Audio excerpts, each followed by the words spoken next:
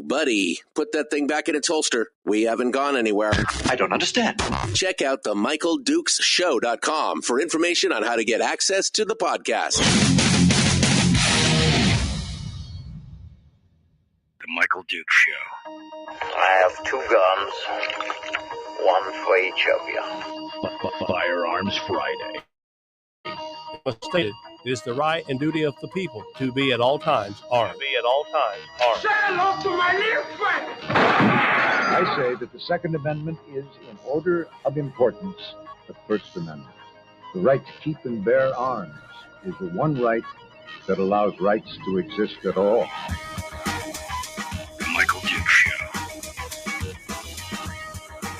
The right to keep and bear arms shall not be infringed. Firearms. From my cold, dead hands. Friday. This is my rifle, this is my gun, this is for fighting, this is for fun. Firearms Friday. Firearms Friday. Yep, that sacred day of the week where we get to talk about our favorite subject, the Second Amendment, guns, freedom, and so much more. Hi, how are you? It's Friday already. I don't know how we got here so fast, but lo and behold, here we are, ready to dive into the week and talk about all the things that are fit to print in regards to the Second Amendment, guns, firearms laws, and more.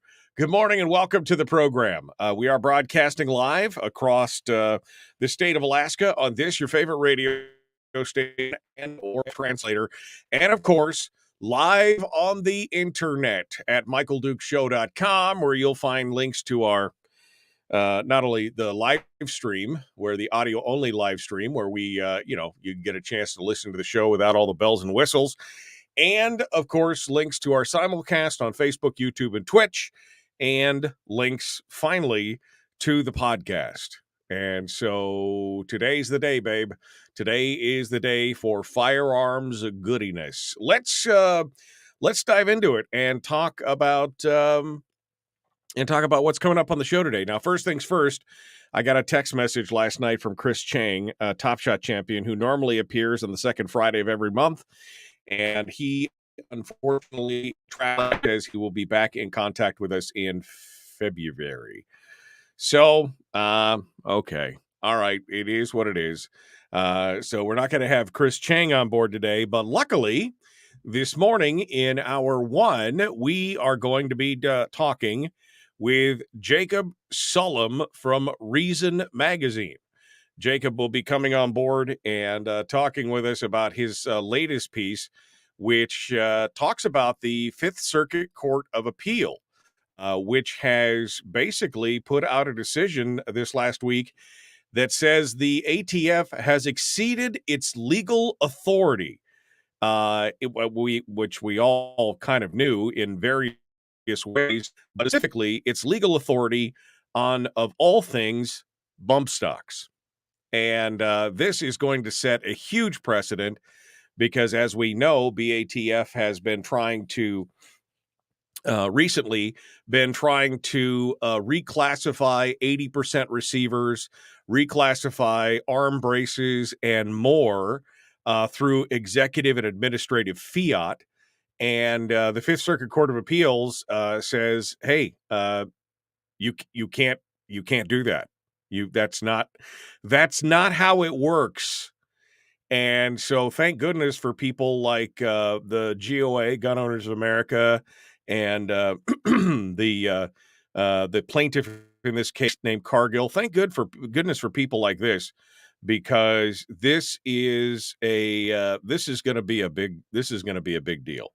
And again, we're watching the dominoes fall in light of the Brune decision at the Supreme Court, and we're seeing more and more cases and more courts who are falling in line with that originalist, language of the Second Amendment. And so Jacob's going to come in and talk with us about this and his article. He's also got a new article up talking about Illinois. For those of you who don't know, this week Illinois became the 9th state to ban assault weapons, although they really don't define what that is, other than they talk about weapons of war and other scary phrases out there. This law is sure to be challenged, and based on what has happened in places like New York and New Jersey, it is most likely to be struck down on, if nothing else, constitutional grounds, because they don't really have an answer for what's going on.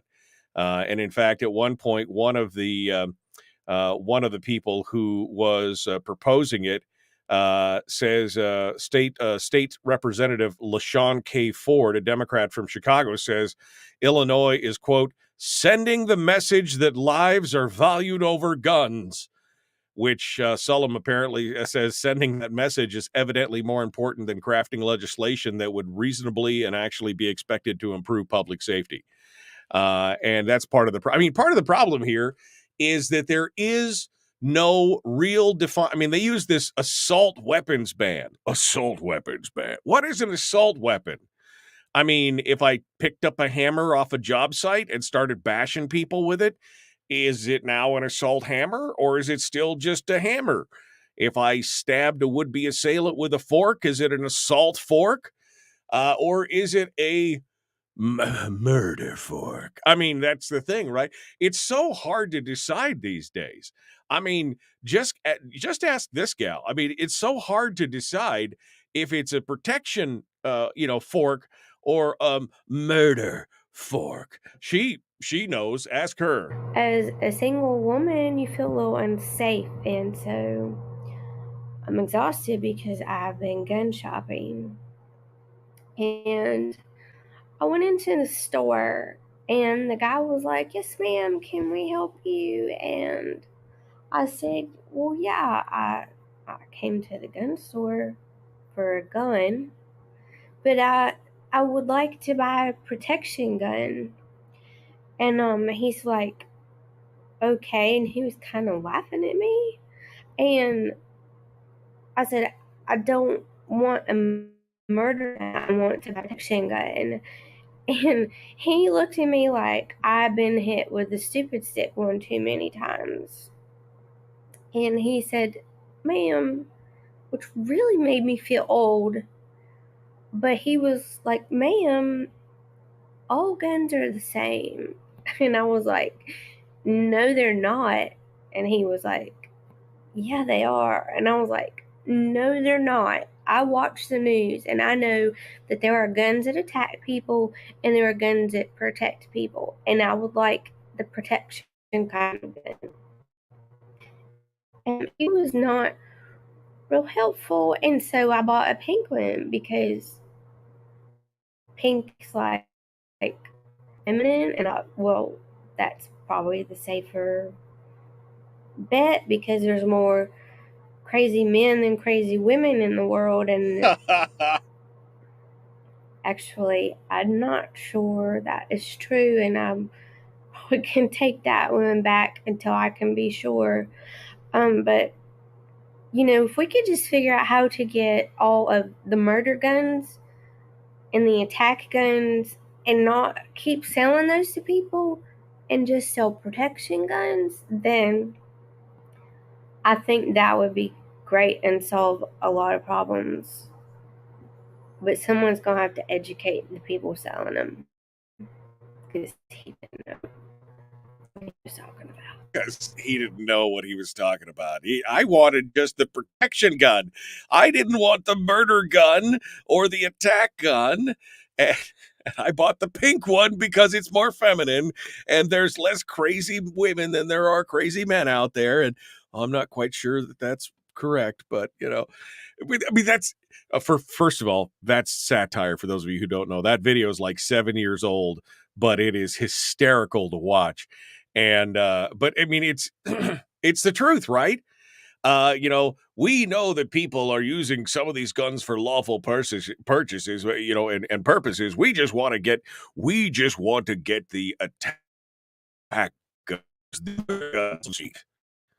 And this is just the ridiculousness of what's going on. The whole point here, though, I think was summed up in that representative's comment. They just wanted to send the message that Illinois values lives over guns. It's all you're doing is sending a message. Who's getting? Okay, so first of all, who's getting the message? The criminals? Because the criminals don't care. I mean, they've already decided to break with societal norms. They've already decided to go out there and, rape, rob, steal, do whatever they're going to do to break the law. Do you think that your heartfelt message of we just want to value lives over guns, do you think that they care about that? I would argue only in as much as it means that they have a defenseless, disarmed pool of victims. This, murder guns. I wanted I don't want a murder gun. I want a protection gun. How do you know? How do you know that that's what's going to be happening? And, when does a murder gun become a protection gun? I mean, that's the thing. I mean, we see over and over and over again the defensive use of guns by armed citizens, most of the time without having to fire a shot. There's another story coming out of Iowa where recently Iowa passed they enshrined the right to keep and bear arms in their constitution. They enshrined it last November by a huge margin, like 2/3 margin. And it's already paid off. A Des Moines, Iowa resident recently had to use her lawfully owned firearm to fend off a man and woman who tried to snatch her child. Last week, 2 people walked repeatedly in front of the Hubble Tower apartment door. Manager Shay Lindbergh, her young child at her side, finally opened it and asked if there was a problem. At that point, one of the people grabbed her child. A struggle ensued, but she was armed. She apparently drew her sidearm, produced it, and told them, let my kid go. They then vamoosed and ran away. Security guards were able to go down the skywalk, track him down, and follow him, and police were eventually involved and everything else. And these 2 people, a man and a woman, were both arrested and charged with the crime of child stealing, which is a felony in the state, punishable by a maximum 10-year prison sentence. Now, luckily, I guess they were lucky. They're not going to get the 10 years, I'm sure, because it didn't get accomplished. But they're lucky that they're going to jail instead of the hospital. I mean, you take my kid. Oh, I might not even say let my kid go. I just might let go, if you know what I mean. And then sort it out later because you've got my kid. I mean, wow. Just wow. But so there it was. There was a protection gun without a shot being fired. It was a protection. I'm going to get a t-shirt that says I only own protection guns. But that's the whole thing. The defensive use of guns. This is just another prime example where the mere presence of a firearm stopped the commission of a crime. And that's the one thing, I'll be honest with you, that's the one thing that gun control people do not want to see. They do not want to see the statistics on this. We talked about this last week, how the CDC has removed from Gary Gleck's latest report to the CDC. They have removed all the references to defensive gun use. I mean, and because they know that turns their whole argument on their head. That somewhere, depending on the source, 90,000 to 2.6 million incidents of defensive gun use happen in this country every year. The vast, vast majority of them without a shot ever being fired. I mean, it's some crazy stuff. Crazy stuff.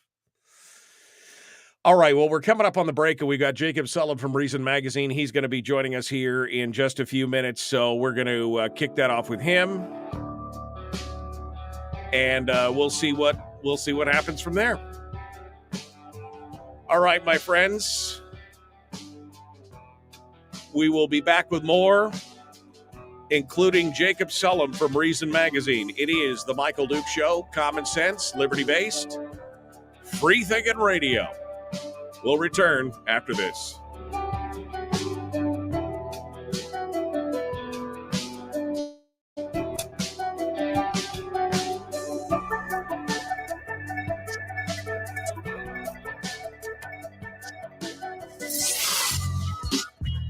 What is that?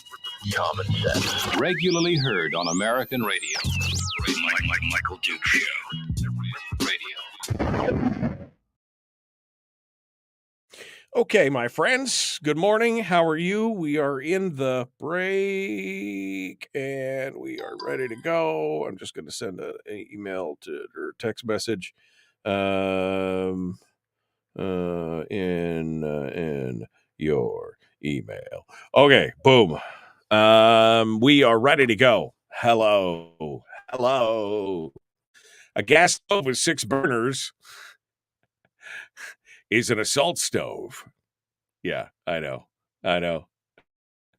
Mikhail says I would have come blasting if that had been if it was my kid.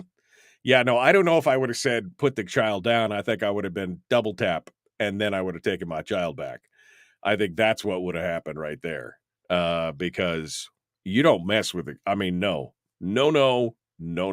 There's many things that I would de-escalate from. That would probably not be one of them. You've yanked my child out of my grasp. Now it's time for you to, yeah. Donna Ardwin, who is our resident financial and economic guru who loves numbers, also says data shows that homicides in Chicago are much higher in the summer than the winter. That's shocking, I know. So Illinois should just ban summer. There you go. That is the answer. We should just ban summer in Chicago. That will keep all the people in line. It will be fine. Don't worry about it. I'm just reading this. Bill's got a public safety announcement. I took one for the team and tried dating a liberal. It just doesn't work. They are truly wired different. Yes, I would imagine that is probably the case. They are just wired different. I can't imagine what that must be like. I can't imagine what that must be like. I'm just scrolling back up here. Donna said she spent a year in Illinois and could not buy ammo because she didn't have a card that residents can apply for, that only residents can apply. It's called a FOID, Firearms Owner Identification Card, a FOID card. Yeah, I mean, kind of tough when you got to display that card to even be able to buy ammunition. Oh, baby. Hey, baby. All right. What else? Put in with you. I think that's it. I think we got pretty much everything squared away this morning.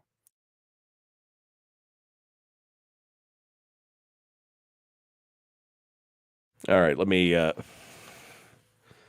over here real quick. Okay. Looks like Jacob Sullum is having a hard time getting into the deal here, so we will get Jacob Sullum up in the chat room here in just a second. Let me go.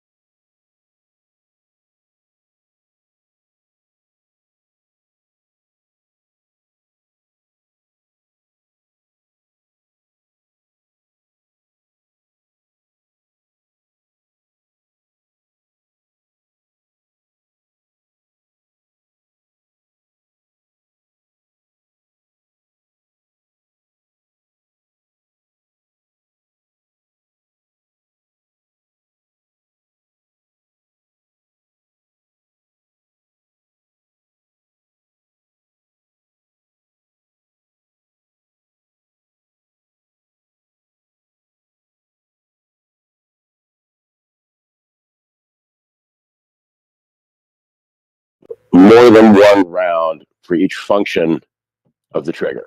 Right.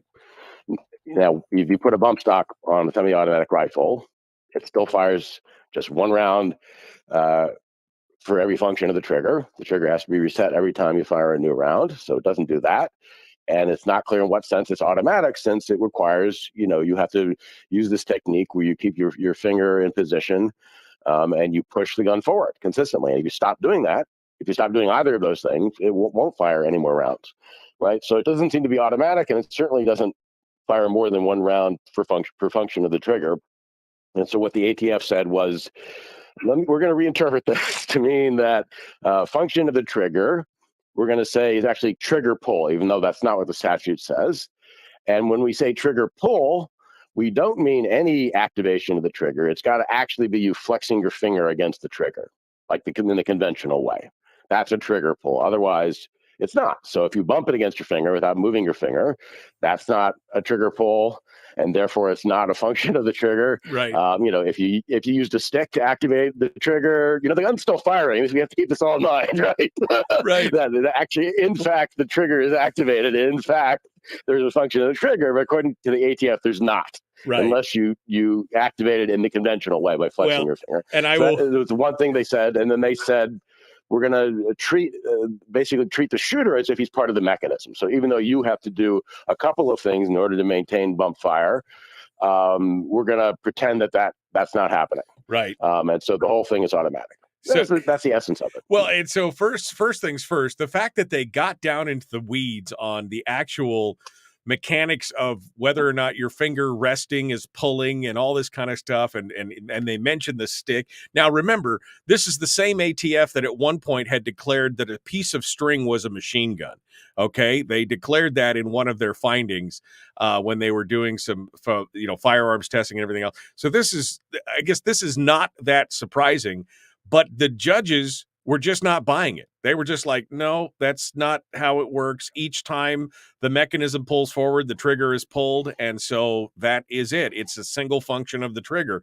You are actively re-engaging and reactivating that trigger every time. So you can't do it. And by the way, not only that, you don't have the authority through executive fiat to just decide, or administrative fiat to just do what you want to do.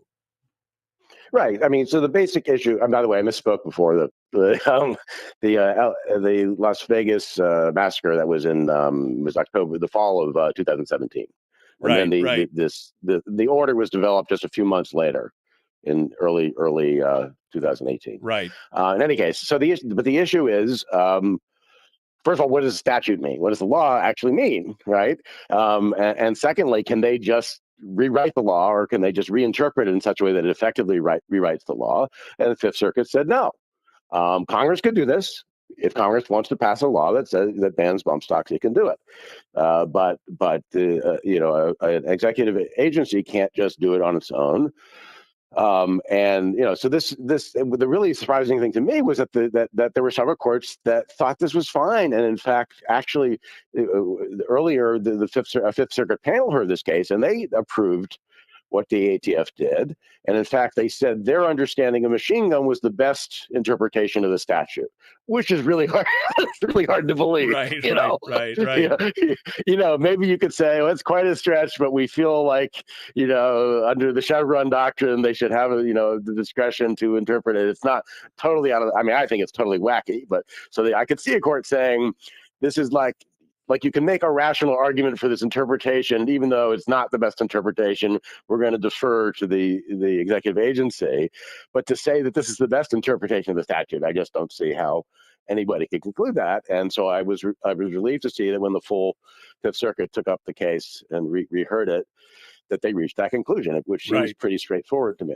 Well, and let's talk about that for a second, because first, it went through just the single panel, or the single judge in the Fifth Circuit. And then they had the en banc panel, which is what? In total, it's like 15 judges or something. And I think it was, I think it's 16. 16. I think it was 13. I think it was 13 out of 16 in the majority. It was all but a few. In the majority. Right. So this was this wasn't just a little bit of a decision as far as weighing it, 50-50. This was 13 out of 16 judges said, no, that's not constitutional. Sorry, that's not how it works. Right. And yeah, because up until that, sorry. No, I was just going to say, and that's got to surprise the government. Who are like, oh wait, we usually get to do whatever we want. Go ahead. Yeah, no, I was just going to say, up until that point, I felt like, am I crazy? Right? Because I kept reading these decisions where other courts are saying this is fine. And then even, the Fifth Circuit panel said it was fine. I'm like, can that be? Like, so you go back and you look at the statute and you look at the regulation. It's like, no, I'm not the crazy one. Right, no. This doesn't make any sense. And just, by the way, there are certain absurd results that flow from this interpretation law. So the interpretation on its face seems wacky and really implausible, but then it has certain weird implications. And so one of them is they're saying that bump firing is the same as automatic fire. That legally speaking is the same. So, but what the implication of that is that since you don't actually need a bump stock in order to use this technique, in fact, you don't need any particular accessory. It's harder, right? But people who are skilled at this can do it. That means any semi-automatic rifle is a machine gun. Yeah. Because it can be converted, right? This is can be converted into machine gun. How is it converted? By the way that you fire it. Right. So just the firing technique somehow legally transforms the gun. But then it implies even if you don't use that technique, because it can be readily converted, right, to a machine gun simply by using this technique, any semi-automatic rifle would be an illegal machine gun. Yeah. Now, they said, no, we're not going to, the ATF was like, well, we can't do that. So what they said is even though this definition would seem to have much wider implications, we're going to limit it to these particular products that we don't like, that we want to ban. Right, exactly. So, but that was totally arbitrary for them to do that, because they realized, well, we can't ban all semi-automatic rifles. Nobody's going to go for that. But so that was totally arbitrary. And then what was the other thing I was thinking of? Well, I mean, there was another thing that made no sense as a result of this interpretation. It's flown out of my mind now, though. But anyway, you get the idea that they, if you view the law this way, it results in certain implications that just don't make any sense. Right. Oh, I guess I would say that with the function of the trigger thing is like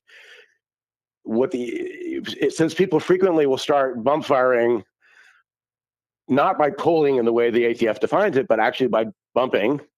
Right. There is, according to the ATF, there is no function of the trigger ever when you're doing that, right? Because if you start by bumping it against your finger as opposed to pulling it by flexing your finger, that's not a function of the trigger, according to the ATF. Okay. So nothing that's happening there involves a function of the trigger, right? So it's craziness. No, and this is the thing. I mean, again, this whole idea that the ATF can redefine something. And by the way, there were already 3 or 4 determination letters out by this point. I mean, under the Obama administration, they had announced 3 times that bump stocks were illegal. And this was just according to the Fifth Circuit, it was actually dozens of letters they had sent. Yeah. So these would be for individual products. Yeah. From individual manufacturers, right? Because each manufacturer, can we sell this? Yeah, each manufacturer has to get a determination letter from the ATF saying that it's legal to sell this product. And so this was just, again, the most arbitrary and capricious, thing that you just turn around and they said, well, we said it was okay, but now it's not. And now if you don't turn it over to us, you're a felon. And I think the courts kind of blinked at that and said, well, no, you can't do that. I mean, finally, you and I, like you said, we said, am I crazy? Because that just seems completely unlawful and unconstitutional. And finally, the courts were vindicated in that regard. Yeah, and the fallback argument, by the way, in the Fifth Circuit decision, they said this interpretation is clearly wrong, and therefore this is not valid. But they said even if that were not true, even if we said that this statute is ambiguous, they have the rule of lenity, which says that when you're construing a criminal statute, that you can construe it narrowly, you construe it in favor of the defendant, right? So let's assume this is ambiguous. Right. You're making all these people into felons. If they decide to keep this product, you've now banned. Yeah. No. They are now felons. So when you do that sort of thing, you really need to have a clear statutory mandate from Congress. And if what you're saying instead is, well, we read it the law one way for 10 years, and now we're changing our minds, that doesn't fly. Yeah, no, absolutely. Jacob Sullum is our guest. He's a senior editor over there at Reason Magazine. We're talking about the Fifth Circuit Court of Appeals, the en banc panel, the 13 out of 16 judges who have basically said the ATF, yeah, you've exceeded your legal authority by doing any of this stuff. And we're going to continue with these discussions here in just a moment, so don't go anywhere. We're going to talk more with Jacob Sullum about this and the brand new Illinois assault weapons ban, which is, as we were saying earlier, seems to be more about the messaging than it does about really protecting people, protecting lives, and public safety. Jacob Sullum, our guest, will return with more here in just a moment. The Michael Duke Show, Common Sense Radio.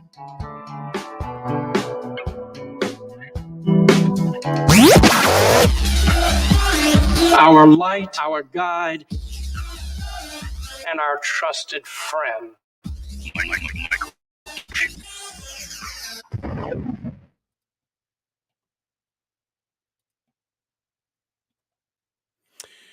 Okay, Jacob Sullum from Reason Magazine is our guest. We are in the break right now. Sorry, we broke all kinds of stuff here at the. I don't know exactly what happened, but it popped all my sound off. So here we are. We're ready to go. Good thing it happened during the commercial break. That's all I can say right there. Jacob, this is interesting, and I kind of want to touch on this real quick. Because this is exactly the same mechanism. Now, first, I guess, okay, let me organize my thoughts here. First things I want to say is anytime people try to tell me how much of a freedom-loving, pro-freedom liberty guy Trump was, all I do is point to this. And I point to his comments after the Parkland shooting where he says, oh, well, we'll just take the guns and worry about due process later. I mean, those are words that actually came out of his lips. And I'm just like, you think this guy is pro-freedom, pro-liberty? You think this is the guy? That's the first thing. Second of all, the repercussions of this, because that was kind of an unprecedented thing, what happened with the bump stocks. But now you're seeing the Biden administration and more, they're moving on. They're moving on over to 80% lowers, which of course that's been going on for decades, 80% lowers. Now they're determining that they're all firearms and all the pieces are firearms. Right. And of course the arm braces as well, for like the Sig Sauer arm brace for the AR pistols. They're now trying to determine that those are actually shoulder stocks, and they make all your rifles short barrel rifles. I mean, this is the road that they're going to go down. I'm glad they caught it at this point. Yeah, I mean, it's not to say that it'll necessarily carry over, right? Because each of these issues is distinct in terms of interpreting the statute, but the general principle is important, which is they can't just do whatever they want and then reinterpret the statute to fit it, and especially when they have a history, like you said, of reading one way, allowing a bunch of products to be sold legally, explicitly saying that this is okay. The law did not change, but suddenly now these things are illegal, right? That's a red flag, and this actually goes to the broader issue of the Chevron doctrine, which Neil Gorsuch is a critic of, which says, when a statute is ambiguous, the court should defer to the agency's interpretation as long as the interpretation is reasonable. Right. And he's a big critic of that because he thinks it basically allows administrative agencies to rewrite the law and do whatever they want, and that the courts are just let them get away with it. And he actually commented when one of these bump stock cases went up to the Supreme Court and they declined to hear the appeal. He wrote a bit about how it was okay not to hear this particular case, but explaining some of the issues at stake. And he talked about, what the government is doing to people. If people are trying to honestly comply with the law is a bit complicated. They're relying on the agencies to explain to them what is expected.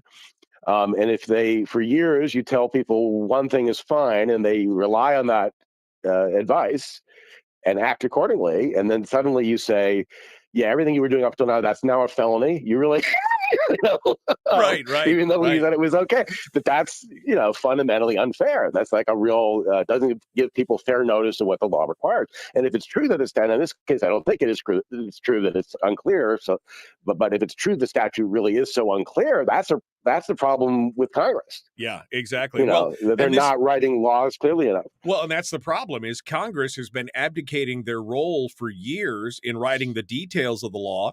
What they've been doing is basically writing some kind of framework and then turning it all over to some administrative agency and say, here, you guys write the regs and the statutes, which all have the function of law, but don't have any of the public input or process or elected officials involved. I mean, that's really what we're talking about here, right? Yeah, well, they would rather, I mean, Congress, I think, would rather not do the work. Yeah, yeah, of course. And not make the decisions. I mean, look what's going on with a bit far afield with e-cigarettes.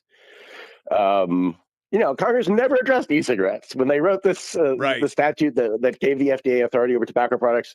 It wasn't even on their minds. They barely existed in the U.S. at the time, and nobody was even thinking about it. But then that statute was construed to cover e-cigarettes, and now the FDA has authority to do it, and now they're effectively banning almost all e-cigarettes, and nobody ever authorized them to do that.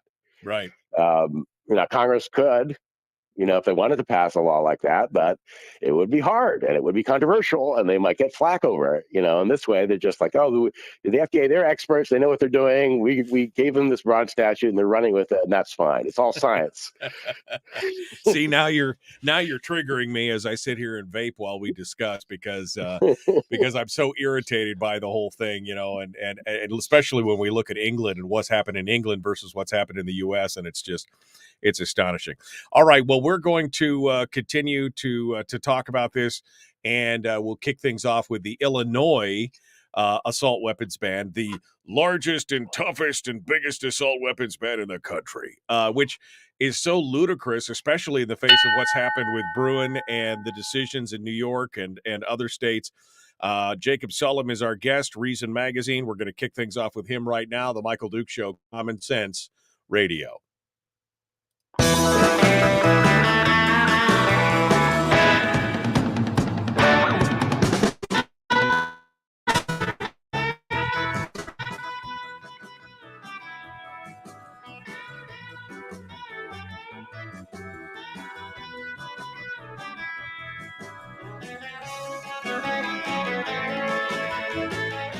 Continuing now, Jacob Sullum from Reason Magazine. He's been covering a lot of great issues lately, specifically related to the Second Amendment. We were just talking about the Fifth Circuit Court of Appeals basically saying that the ATF is exceeding its legal authority in the banning of bump stocks, which, of course, is going to have a trickle-down effect. We were just talking about that here in the commercial break.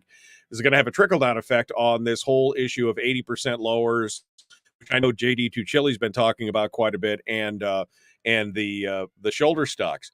Do you think this is going to put a slowdown on anybody over these things? Do you think the ATF, I mean, I know they're appealing it. They want to appeal it to the Supreme Court. But what, any word on what effect you think this is going to have on some of these other products and issues we're talking about?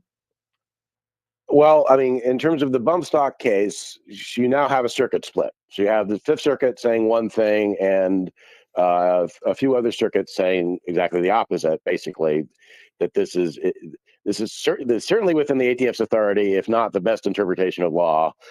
So it seems likely that the Supreme Court will intervene to resolve that circuit split. So they, and I can't honestly imagine them saying this is fine and this is, it's the best interpretation of the statute, or it's within their authority to totally reverse themselves. And I think, assuming they do hear the case, they're likely to uphold the Fifth Circuit. But as to how that will affect these other controversies, each of these things is a distinct issue, right? To read this, this definition, what's the definition of a firearm, and is it fairly fair to interpret it this way, right? After years of saying one thing, but it has, obvious similarities in that the agency consistently takes one position and then suddenly turns around, which is troubling in itself. And how can you write a law that is so unclear that it allows an agency to do that? Yeah, right? Absolutely. And there are people like Neil Gorsuch on the Supreme Court who are very concerned about that issue, about giving administrative agencies too much authority to basically rewrite the law, and authorize their own conduct. So it'll be very interesting to see that broader debate play out. Exactly. And of course, in the framework of Bruin, I think that this has got some severe problems, just like this new assault weapons ban that happened this week. They became the 9th state, Illinois, to ban assault weapons. But what are those assault weapons? The murder guns. We're going to ban the murder guns, not the protection guns, just the murder guns, right? Yeah, so the governor, J.B. Pritzker, issued this triumphant press release when he signed this bill into law, celebrating what a wonderful thing this was. And he commented on it, and lots of, I don't know, there was probably a dozen people saying how wonderful this was. Not a single one of them explained what the law does. Right. Usually we think this is a great thing. Usually we'd have some kind of at least vague summary of nothing in there about it. Right. So of course you have to go to the bill itself, and it's complicated. Right. And most people don't do this. But when they talk about, assault weapons in this case, right, because it does vary. It's not a fixed category. It's whatever any particular legislature says. So what did the Illinois legislature say? They said, first of all, they have a long list. This is much like what the House did when they approved an assault weapon ban last year. Right. They have a long list. These are the bunch of guns that we've seen. We don't like them, and so we're banning them by name. Right. And so what happens if you take one of them and you modify it someone and you give it a new name? It's not clear. It wouldn't be banned by name anymore. So that's when you have this broader definition, which, in the case of semi-automatic rifles, if they accept detachable magazines, they can't have any of half a dozen specified features, right? And in this case, the features are pistol grips. That's a pretty common one you see in these laws. Protruding grip, a folding or adjustable stock, a barrel shroud, and my favorite, grenade launcher. Barrel shroud. What's a barrel shroud again, Jacob? Is it the shoulder thing that goes up? It's one of those thingies. Yeah, it's the shoulder thingy that goes up. And so the grenade launcher, they like to put that in. They also sometimes have rocket launchers, I think, as far as the definition. But to scare people, like as if we've had all these mass murders involving grenades, right? You remember those? Exactly. Yeah. The grenades themselves, if it's a military type of grenade, it's illegal for civilians to possess it. Right. It has been for a long time. So you're not, even if you have a launcher, you're not going to be launching those grenades from it unless you've got. You managed to get an illicit supply, right? So that's sort of silly, but at least they don't have bayonet mounts on the list, right? So you look at these features. Are these features useful? Yes, obviously they're useful. They wouldn't put them on guns. They're useful in certain contexts, right? So they'll say, oh, the folding stock is terrible because it makes it more concealable, and if somebody's going to commit a mass murder, it's easier for them to hide it under his overcoat or whatever. That's sort of the premise of that. But of course, it's convenient for other people. People who are traveling with their guns and they want to store them in a bag. It makes it easier to do that. Adjustable stocks are terrible, of course. That's not even clear what the rationale for that is. But adjustable stocks are useful if you have people of different sizes using the same gun. This makes it easier, for it to be interchangeable, right?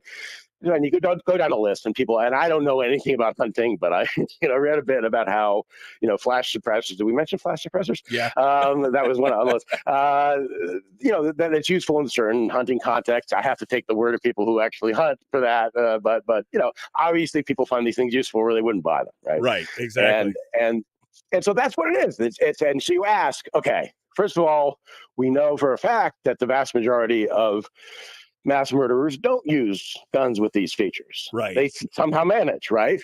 And then you ask, well, there are ones who do choose these guns, and if they couldn't have them, like if you could somehow make them all disappear, which they can't, obviously, would that really stymie them? Would that really hold them up in any significant way? And it's very hard to see how it would, because it doesn't, right. You have the gun with one of these features.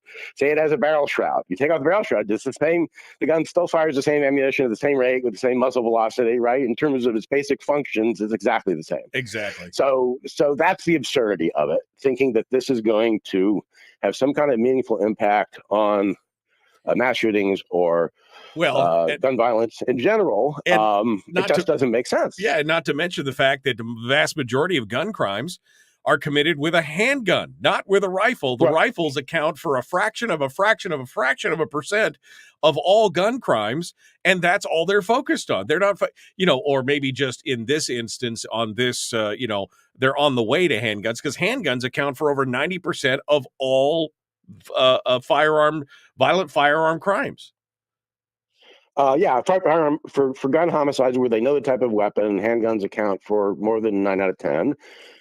Rifles altogether, right? So only a subset would qualify as assault weapons, depending upon the state, are 3%, right? So some fraction of 3%. It's clearly not the weapon of these are not the weapons of choice, right? Right. Whether right. not in mass shootings either. And the numbers are, they're more commonly used in mass shootings than they are in gun homicides in general. But still, a large majority of mass shooters use handguns. Right. Well, so we're running out of time here, so I want to get to the point on this, because again, since the Bruin decision, we've seen that they have declared that assault weapons bans in other states are unconstitutional, and yet basically Illinois has given them the finger and saying we're going to do it anyway. Give me the ramifications of this, and what does it look like timeline wise? We got about 2 minutes here. All right. Well, there's a case in Colorado involving a local assault weapon ban, and a federal judge said. He issued a temporary restraining order, and he said, it's very hard to see how this is constitutional, because it's quite clear that these guns are in common use for lawful purposes, which means they're covered by the Second Amendment. That means that it's presumptively unconstitutional to try to ban them. Now, your challenge is to show me this is consistent with the nation's history of and tradition of firearm regulation. And on the face of it, I just don't see any evidence here that that's true. That, in other words, there are no precedents for banning entire categories of guns that are in common use for lawful purposes. That's the challenge for anybody who's defending these laws. They have to show that there is historical precedent for it. And they will try to define that as broadly as they can, but on to be on point, it would be a big category of weapons that are commonly used for lawful purposes. We've decided to ban them. Right. So it would be. Yeah, I think this comes down to two things. First of all, it's the messaging. You mentioned that. This is about sending the message more than anything else, more than about writing a law. And really, I think it's also punitive, because they want gun owners to have to spend hundreds of thousands of dollars to try and defend this in court. I think that's the ultimate goal here. I'm not sure, because judges, I'm sure there will be judges that uphold these laws. Yeah. I mean, there's a challenge in New York State, too. We mentioned Colorado. There's going to be a challenge in Illinois, and I'm sure you're going to have lower courts that say this is fine, and then it's going to be up to the Supreme Court to say whether they meant what they said, and whether and to follow through on the clear implications. Jacob Sullum, Reason Magazine. Thank you, my friend, for coming on board this morning, folks. We're out of time. Hour 2 is dead ahead. The Michael Duke Show. Jacob, hold on. Michael Duke Show, Common Sense Radio. Yeah, sorry, Jacob. I wanted you to give you a chance to, and you're right. There are judges out there, because we've seen that with the split circuits, that will uphold, regardless of how ridiculous they are, even with the Bruin decision. But ultimately, I think that they're going to get they're going to end up getting spanked by the Supreme Court on this, because what was this? The latest one, the Supreme Court has decided that it's going to hold off on blocking the New York carry laws, because it's waiting for the second district court to come down. And they wrote this kind of scathing thing about the second, that you just said no, and you gave no reasoning, no decisions, no underpinnings for your argument. You just said no, and we want you to basically give us the reasoning for why you're doing that. So while there may be judges out there that take this at the lower circuits, the Supreme Court, I think, is going to start taking a crack at this stuff. Yeah, I mean, eventually, it's going to take a while. Yeah, no, I think it's insane, but I do think that in some ways it is sending the message, like you mentioned in your article, that this is more about messaging than public safety. But also, I think in some ways they're like, we'll just do it, and then they'll have to pay to fight us, because we've got all the government's money. We can do whatever we want, and so then they'll have to pay hundreds of thousands of dollars to fight it. So we'll just do that. I got a feeling that there's a component of that in there somewhere. Yeah, maybe. I mean, it seems to me, for the most part, these people are sincere. Like, they actually do believe this matters. They just don't know enough that it doesn't, right? They haven't really thought it through. So, I think that's the main thing. And then, of course, it definitely helps them politically, at least they think it does, to show their concern and that they're taking on the gun lobby and all that. It can be both instrumental and, helping them advance their careers, and also something they sincerely believe just because they haven't looked into it enough. Yeah, it's definitely a possibility. Well, keep up the good work, my friend. You've been writing a lot of great stuff about what's been going on there, and I really appreciate it. I do also appreciate, I know the listeners probably don't care, but I do appreciate your continuing coverage of the vaping issue and with the situation with the FDA and all that, and how ridiculous that has become. I appreciate your writing on that as well, because I find it so amazing that they want to hurt Americans who are trying to get a better habit, and they just they believe like somehow we can't make our own decisions on this. It's insane. So I appreciate you writing about all these things. Sure. Thanks for reading it. All right, that's why I'm here, and I'm trying to highlight you guys more and more, because you guys are doing some good work over there at Reason. So I appreciate you coming on, Jacob. Thank you so much for being part of it today. All right, thank you. Take care. Jacob Sullum, Reason Magazine, over there, writing about the Fifth Circuit and their latest argument with their latest argument over the bump stock ban. Some pretty crazy stuff when you look at it and what these people are trying to do.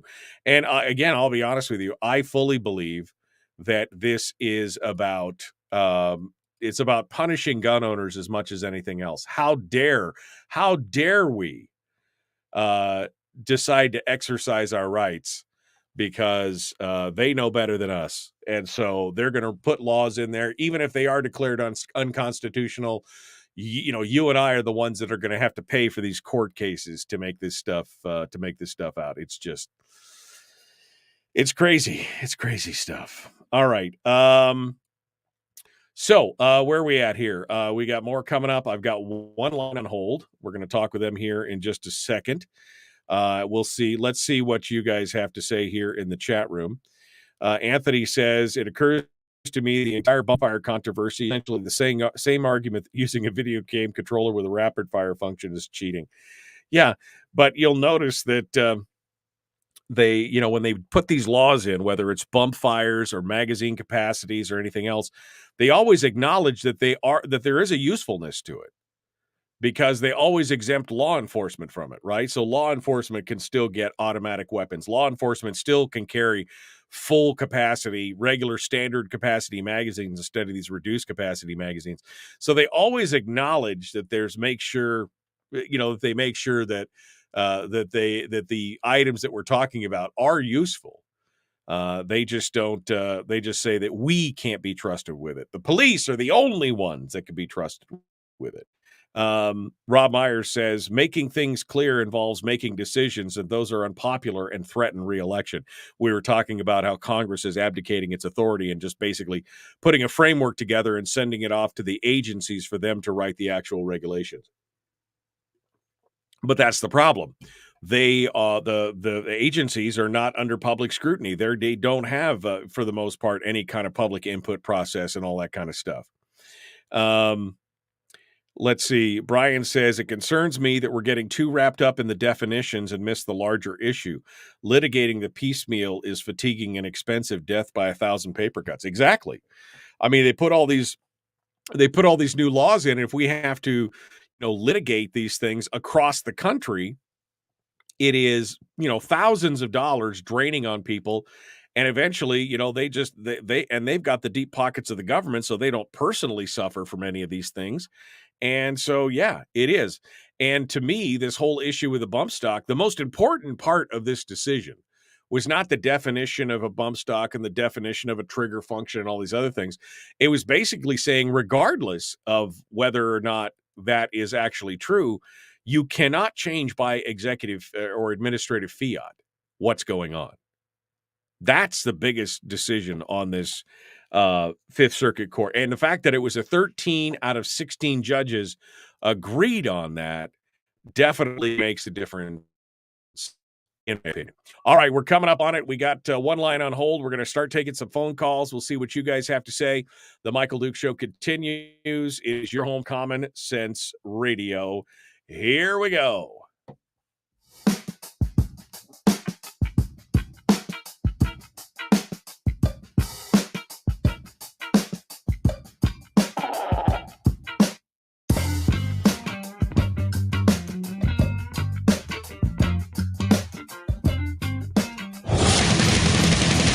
Whoa, buddy. Put that thing back in its holster. We haven't gone anywhere.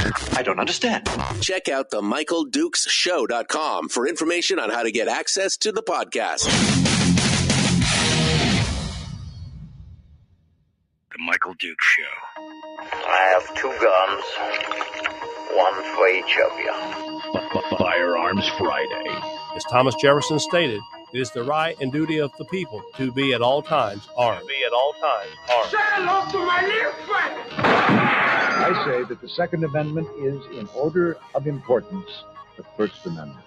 The right to keep and bear arms is the one right that allows rights to exist at all.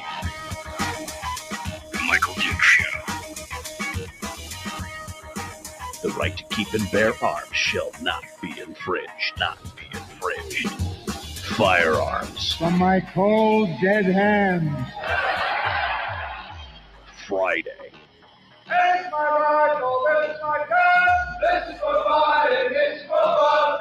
Firearms Friday. Firearms Friday, your chance to sound off on issues of a nature right here on the Michael Duke Show. Welcome back to the program. It is hour 2 of the big radio show. We just finished up with Jacob Sullum from Reason Magazine, who joined us and talked about the new Fifth Circuit Court of Appeals and their spanking of the ATF in the bump stock ban, and also the ban that went on that is going on down in Illinois right now. We're going to continue to have some discussions on these topics as we go through. We're also going to be talking about that Taquerita shooting down in Houston, which made all the news. We're going to talk about that, the pros and the cons, and what went right, what went wrong. I've seen the video. I don't know if you have as well. It's pretty interesting to watch, and I think it teaches us a lot about those kind of situations. So we're going to go over that as well. Some other Second Amendment stories, and of course, we're going to take your phone calls because it's Friday, and we do a little gun Q&A all day. That's what it's all about. So let's go over and do it right now, shall we? We got one line on hold. We'll see what they have to say. Good morning. Who's this? Where are you calling from? Are you with me, caller?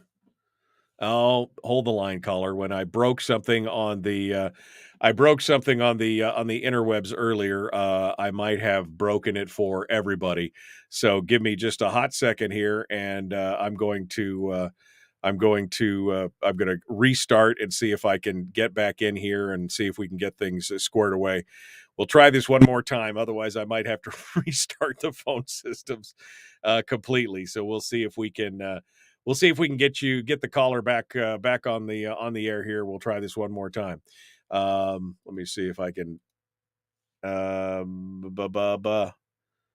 Okay. It's still talking. What did I do there? I broke something. So caller, hold the line here. I'll see if I can figure it out and get you up on the air. Meanwhile, don't forget, you can always send me an email. The email address is me@michaeldukeshow.com, me@michaeldukeshow.com. I'd love to hear what you guys have to say. If you want to drop me an email, feel free to pop that down into the system and just let me know exactly what you want to talk about. We would love to hear what you guys have to say. Feel free to do that for me. All right, let's get back into it here, and we will try one more time to see if I've got everything fixed here in the chat, and we'll see if No, apparently I totally broke it here this morning. I had something went pop somewhere earlier during the commercial break, and I lost all the audio for a minute. So let me see if I've got one more thing that I can do to try and make all this work. Otherwise, I'm probably going to have to. You know what? In fact, I'm just going to do that. I'm just going to reset the. Because the caller hung up, so I'm just going to reset everything, and we will start fresh and see what we can come up with. And so that we can take your calls at 907-433-3150, 907-433-3150. Don't forget, coming up on Monday, we're going to have Representative Ben Carpenter as our guest in hour 1. Then we're going to be talking with, in hour 2, we're going to be talking with Sarah Montalbano, who is the education research. I don't know what her exact title is. Something along the lines of education research fellow at the Alaska Policy Forum. And so we're hoping to hear from her. We're hoping to hear from her here this morning or on Monday, and we're going to get a full rundown on what's happening with education. Welcome to the conferencing service. Hey, there we go. Look at that. With education. And so we're going to be working on that here on Monday. So make sure you come on in and join us there, and we'll have a good time. We're going to enjoy ourselves and do it. Okay. Thanks for calling. So it looks like I've got the phone lines finally up and running the way that they're supposed to be running. So if you would like to join in and sound off, we'd love to hear what you have to say. Feel free to give us a call. The phone lines are for real open this time. 907-433-3150, 907-433-3150. We'd love to hear what you guys have to say as we go through this. Coming up, we're also going to talk about something that I really don't have any interest in, but I know that a lot of you may, and that is country music stars who Alan Gottlieb over at the Second Amendment Foundation and the Citizens Committee for the Right to Keep and Bear Arms are pointing out may not have your best interests at heart as gun owners. And we're going to talk about that here in just a bit. So looks like we've got one line on hold now. Let's go back to the phones, and hopefully this is all working properly, and we'll see what we can come up with. Good morning. Who's this? Where are you calling from? Hello? Hello? I can hear you. Can you hear me? Hello? Mike? Yes, this is Mike. What's going Hello? on? No. I'm a call up. Okay. All participants are muted. I've just muted everybody for just a second because apparently I thought I fixed it, but I didn't fix it. I didn't fix it good enough. So let me go over here and fix it. Good enough. How about that? All right, we'll try this now. Okay, callers, if you can hear me. Can you hear me now? Good morning. Who's this? Where are you calling from? Ron and Sterling. Hello, Ron. What's on your mind? Well, one thing I'm not getting any kind of music, any kind of conversation over the phone while I'm muted. Okay. So I don't just give you that heads up. Okay.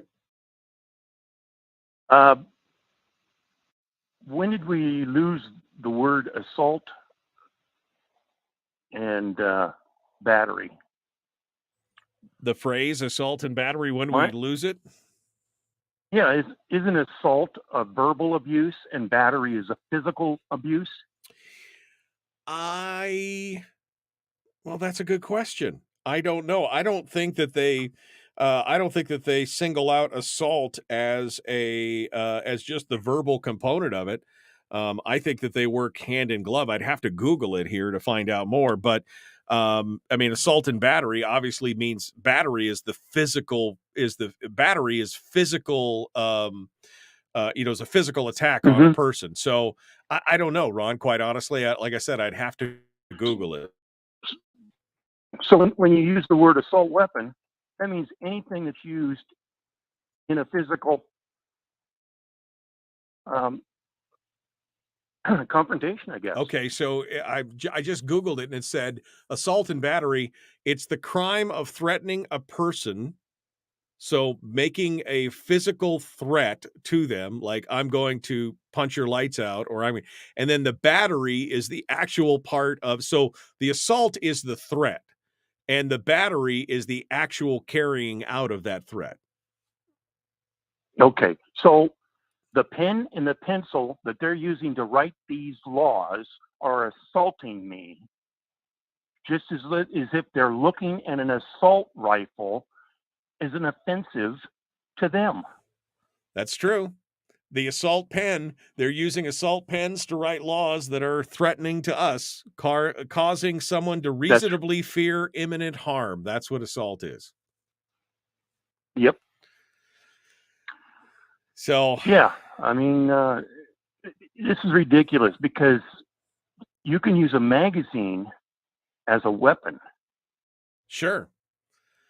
If you use it correctly, sure, you can kill somebody with it. Oh yeah, yeah. Or a rolling pin, or a spatula, or a screwdriver. And I don't mean a magazine off of a gun. I'm talking about a rolled up magazine. Yeah. That you read. Absolutely. Absolutely. So are they going to ban those? Are they going to ban, like you said earlier, the hammer, anything that you put your hands used to, that's considered a weapon. Yeah. No, the way they're interpreting it. Yeah, that's how they're interpreting it anyway. So yeah, I mean, I'm with you on that, Ron. I would say that the argument would be because assault refers to the act of causing someone to reasonably fear imminent harm. Well, being stripped of my rights I would assume would be, life, liberty, and all that, I would assume would be an imminent harm. So yeah, you're right. This is, the assault pens are being used to try and take away the quote unquote assault weapons. So yeah, that's pretty much right, Ron. Okay. Thank you. I'm glad we agree. Thank you for your call. Hey, appreciate it. Thank you very much. Let's go over here. Good morning. Who's this? Ron and Michael, it's Fred in Rhode Island. How you doing? Hey, Fred, what's happening down in Rhode Island today? Oh, not much. You got a real interesting show today, especially the opening thing with the interview with the woman there. The murder guns. That's a classic. That's what happens when you listen to the mass media and take it to heart. You talk about the dumbing down of America. There it is. There it is on a platter. Well, first and foremost, I want to be clear. First and foremost, I want to be clear. That's a piece of satire. That woman did that as a piece of satire, but to some people, it sounds pretty reasonable, right? I mean, murder guns versus protection guns. Anyway, go ahead. Well, anyway, well, that's good to know. That was a joke. All right. Anyway, this whole thing with the Chicago ban, it's hypocrisy at its supreme peak. It really is.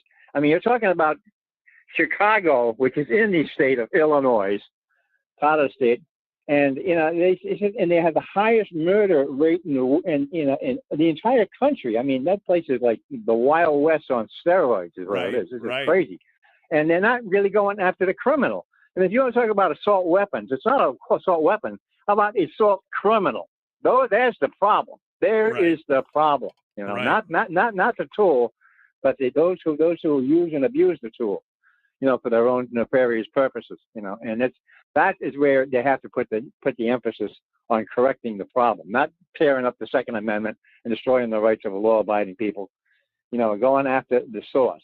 But the media loves this. I mean, they will do everything they can to steer the boat onto the rocks. They really do, and they love every minute of it because it's kind of boosts their ratings, and and they just sell everything down the drain to whatever cause that promotes their end, and people buy it.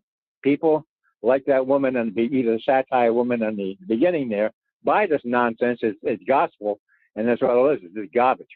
Yeah, no, and you're right. It's exactly it. People suck it up. I mean, that's why when you go back to this Illinois gun ban, and you start looking at the things that they are precluding, that to them an assault weapon is any rifle that accepts a detachable magazine and has any of these 6 features, including a pistol grip, a forward grip, a folding stock or a telescoping stock, a grenade launcher, a flash suppressor that somehow, and they put grenade launcher in there, of course, because it sounds scary. I'm surprised they didn't put bayonet lug on there because there's been so many drive-by bayonettings, but they put it on there because it sounds scary. I mean, they don't understand these things. Well, remember Carolyn McCarthy? It's what's the barrel shroud? It's the shoulder thing that goes up. I mean, they don't understand it. They just put things in there that sound scary because they know that it's going to motivate the public to support it. Well, it boils down to the globalists interfering with the goings on, the workings of this country. It's the globalists. It's an international invasion of our rights is what it boils down to, because they don't like people being able to defend themselves. They hate that, because they lose their control. That is their control mechanism, and that is what they're after. It's the international influence. They want to get rid of the Second Amendment and put everybody under their thumbs. Right. Is what it boils down to. That's exactly what it is. And Biden sold us out 110%, totally sold us out to China, to the European gulag conglomerates, and well, you still with me, Fred, or did I lose you? I mean, you're right. There is a huge amount of pressure from the UN and other nations out there, the UN Small Arms Treaty and everything else, to get us sideways on that. And it's one of the things, it's why we need to have national sovereignty. It's why we need to continue to push back within our own borders. Fred, thank you for your call. I appreciate it. I've got to go to break anyway. So we're going to continue. Phone lines are open at 907-433-3150. We'll return in just a moment. The Michael Duke Show. Common sense, liberty-based, free-thinking radio. Back with more right after this.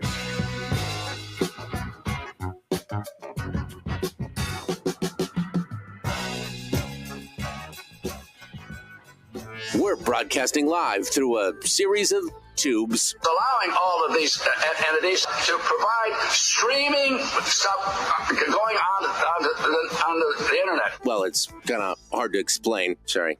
Streaming live every weekday morning on Facebook Live and MichaelDukesShow.com. Okay, in the break right now, man, we broke everything in the world when that thing went off. Oh man, what a hot mess. But we're back. We got it now. It's all good. We'll continue on here. Anthony says, my knives are just cutlery, but if I grab one and chase my neighbor with it, it's technically an assault knife, right? Yeah. That's exactly it. I mean, anything that could become a weapon could technically be termed an assault whatever. Assault hammer, assault baseball bat, assault car, right? Assault fit. I mean, more people are beat to death with hands, fists, and feet that were killed with rifles in America by like a 5-1 margin, right? Because when you look at the homicide rates, and the last ones that I think are 2019, or 2020. When you look at the statistics, and there are 11,000, 12,000 murders in the United States, and only 380 something of them, under 400, are committed with rifles. All rifles, not just evil, scary black rifles, but hunting rifles, little 22s, everything else. And yet, over 2,000 people are beat, bludgeoned, or kicked to death. I mean, but nobody talks about that. I mean, the actual numbers and the actual statistics. All you did was watch the news and watch the talking heads and watch the politicians. You would think that this is, every day, people are being murdered on the streets with assault rifles left and right at all times. Just under 400 people in a nation of 340 million. Again, as opposed to the statistic of all 12,000 murders in the country, which again, each and every one is a tragedy. I'm not trying to diminish the impact that this has on the people who they know and their families and everything else. I'm just saying statistically, it is just such a small more people again stabbed to death than killed with rifles. More people drowned, killed in car accidents, killed by doctors, by malpractice. I mean, there are so many other things in this country that people die from and have been killed from, with malice and without malice, that it's insane. It's absolutely insane. But this is where we're at. This is where we're living, in this piece where the news media is crafting the narrative and nobody is taking the time to actually analyze and look at what they're saying. That's the shame. That's the crying shame of the whole thing. Nobody bothering to look at what they're actually saying in the end, and the actual numbers and statistics of what we're talking about here. Okay. We got one line on hold. Sean says battery equals fisticuffs. Yeah. I actually had to go look that up because I was not sure what Ron was saying. So what is the difference between assault and battery? Assault refers to the wrong act of causing someone to reasonably fear imminent harm. This means that the fear must be something a reasonable person would foresee as threatening to them. Battery refers to the actual wrong act of physically harming somebody. So, that's the thing. If you threaten someone with something that they are in imminent fear of fear of imminent harm, and then you carry through, that it would be assault and battery. So you have assault and battery. Battery is the actual physical component of that pair of that duo there. All right. 907-433-3150. We got about 30 seconds. Let's go over to the phone lines and get this person's name and where they're calling from. Good morning. Who's this? Where are you calling? Michael, this is Carlene. I don't want to be on the air, but could you tell us the story of what happened in Texas recently? Oh, yeah. We're going to talk about that next, Carlene. Thank you so much for calling in. All right, here we go. The Michael Duke Show. Common sense, Liberty Bay's free thinking radio.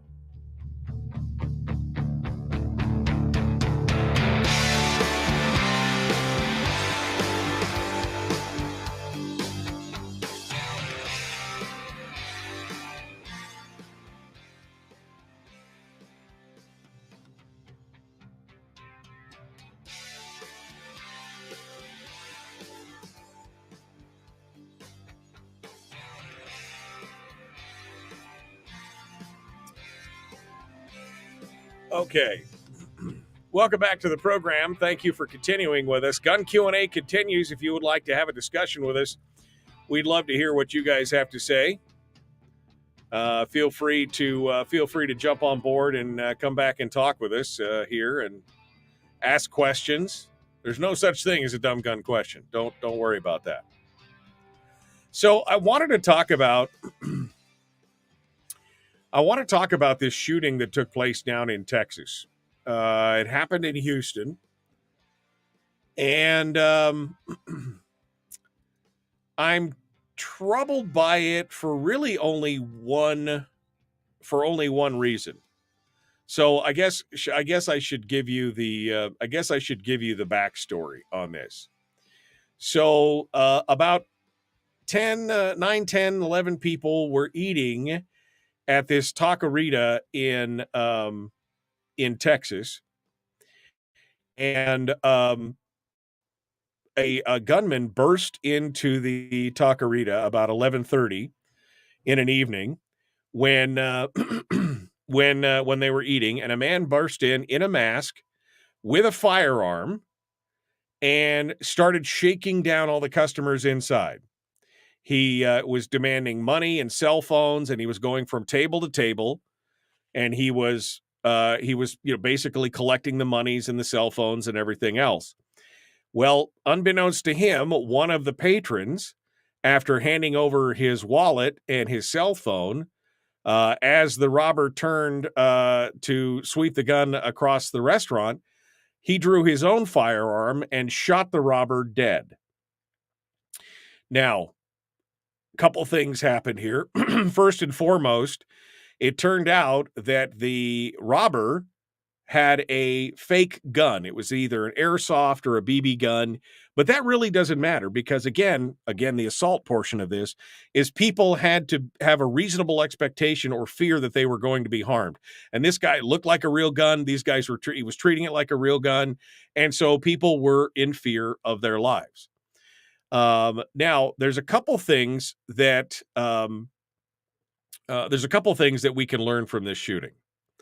First and foremost, I think I would say that the first thing that you're going to learn is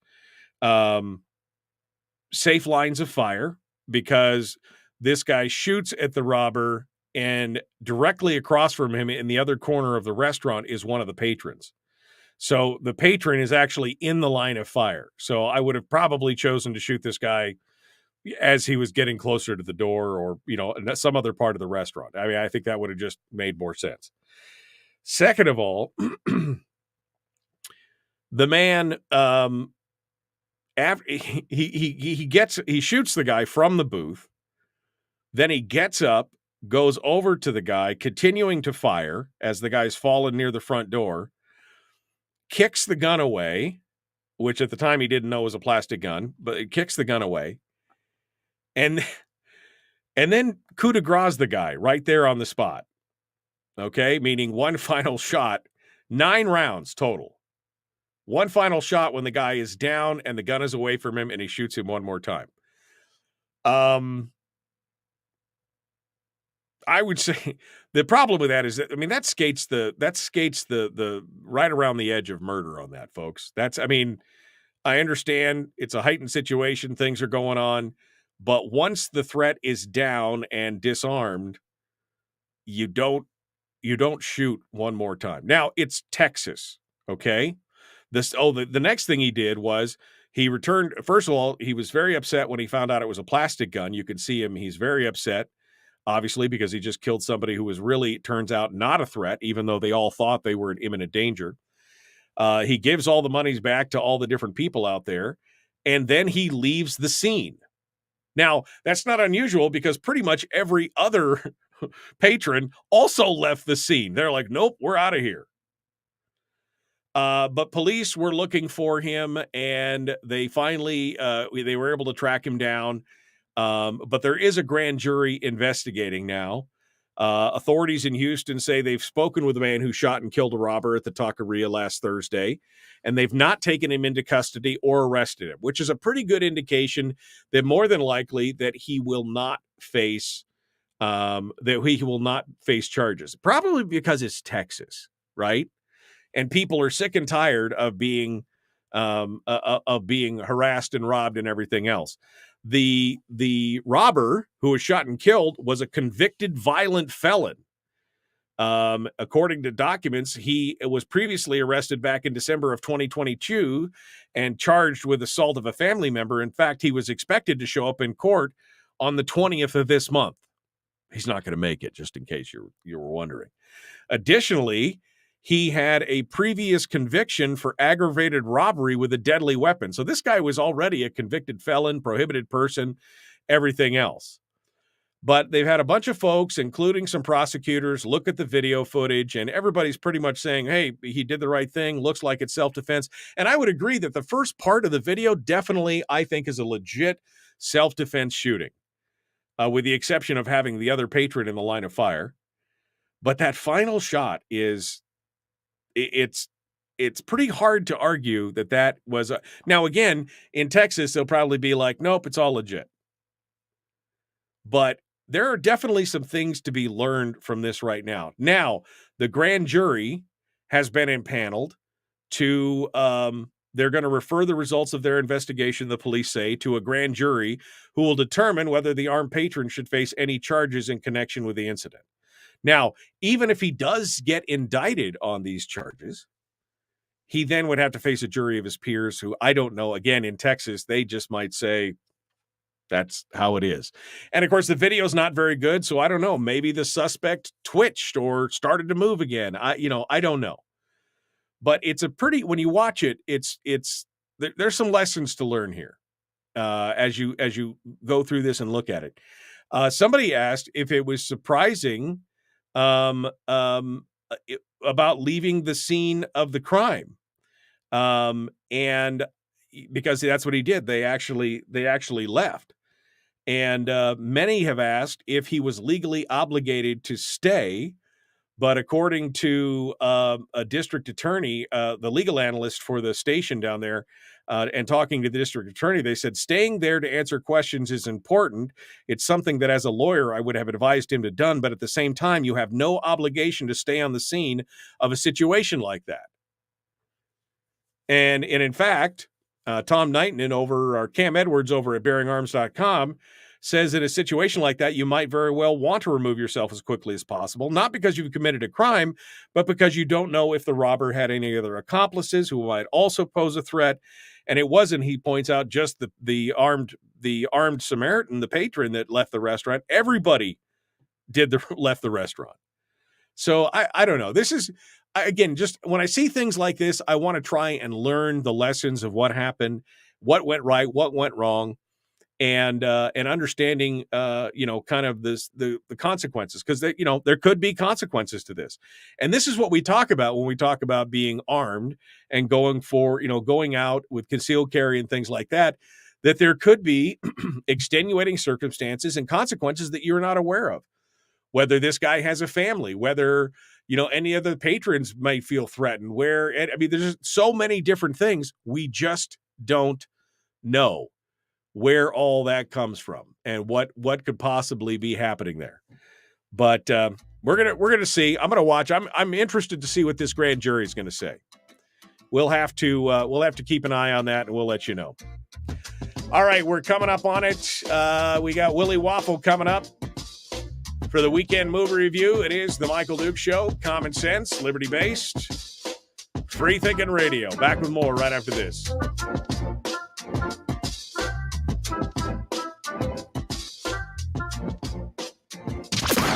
Streaming live every weekday morning on Facebook Live and MichaelDukesShow.com. Okay, break time.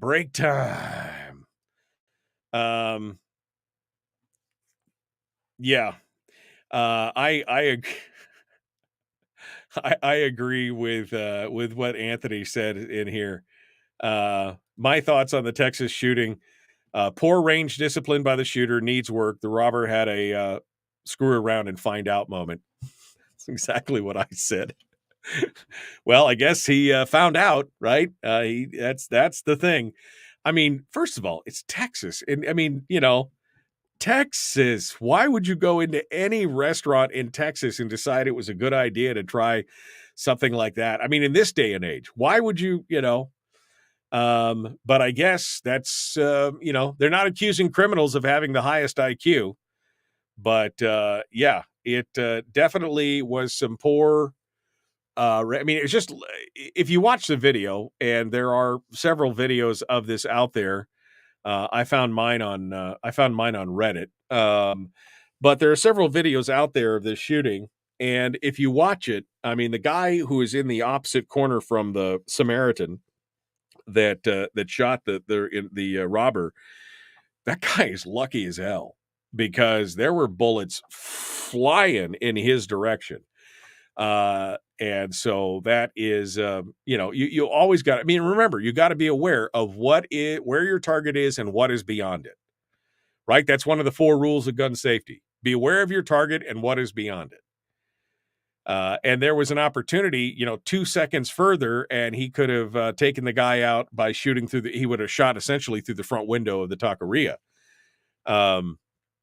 But it's easy for us to second guess and armchair quarterback this, because we weren't in the height of the situation with a guy who they thought had a firearm and everything else. So, it's a hard lesson. And should he have stayed around if he wasn't legally obligated to? He may have done the right thing. if he had no legal obligation to be there, because he then contacted his attorney and turned himself in the following day, that may have been the right thing to do, to kind of, relax, consult with your attorney, and have your prepared statement so that you know what it. Because that's obviously a heightened moment. It's obviously a very, very heightened moment. So I don't know. It's a tough situation to say. Let me go back up here. Malpractice. Ooh, got to watch out for them assault doctors.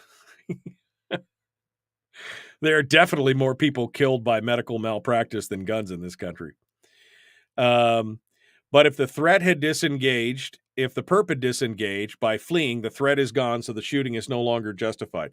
True. I mean, there is a fine line there between, whether the guy was leaving or whether he was just, sweeping the it's a small little restaurant. I mean, it's like 10 tables, right? So it's a question of whether he was starting to leave or if he was still going around for another round of pulling money out of people's pockets or whatever.